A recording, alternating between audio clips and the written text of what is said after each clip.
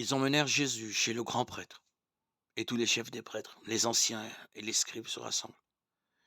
Pierre avait suivi Jésus de loin jusqu'à l'intérieur du palais du grand prêtre, et là, assis parmi les gardes, il se chauffait près du feu. Les chefs des prêtres et tout le grand conseil cherchaient un témoignage contre Jésus pour le faire condamner à mort, et ils n'en trouvaient pas. De fait, plusieurs portaient de faux témoignages contre Jésus, et ces témoignages ne concordaient même pas. Quelques-uns se levaient pour porter contre lui ce faux témoignage. Nous l'avons entendu dire: «Je détruirai ce temple fait de main d'homme, et en 3 jours j'en rebâtirai un autre, qui ne sera pas fait de main d'homme.» Et même sur ce point, ils n'étaient pas d'accord. Alors le grand prêtre se leva devant l'assemblée et interrogea Jésus. «Tu ne réponds rien à ce que ces gens déposent contre toi?»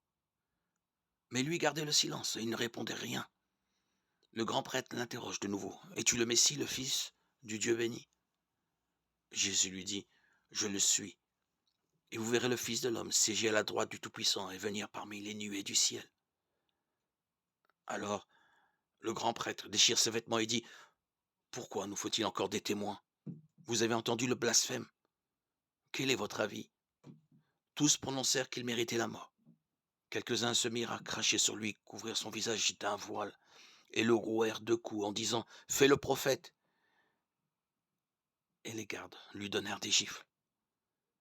Comme Pierre était en bas, dans la cour, arrive une servante du grand prêtre. Elle le voit, qui se chauffe le dévisage, et lui dit: «Toi aussi, tu étais avec Jésus de Nazareth.» Pierre le nia: «Je ne sais pas, je ne comprends pas ce que tu veux dire.» Puis il sortit dans le vestibule. La servante, l'ayant vu, recommença à dire à ceux qui se trouvaient là: «En voilà un qui est des leurs.» De nouveau, Pierre le niait. Un moment après, ceux qui étaient là lui disaient: «Sûrement tu en es. D'ailleurs, tu es galiléen.» Alors il se mit à jurer en appelant sur lui la malédiction: «Je ne connais pas l'homme dont vous parlez.» Et aussitôt un coq chanta pour la seconde fois. Alors Pierre se souvint de la parole de Jésus: «Tu m'auras renié 3 fois.» Et il se mit à pleurer. Marc 14, 53-72.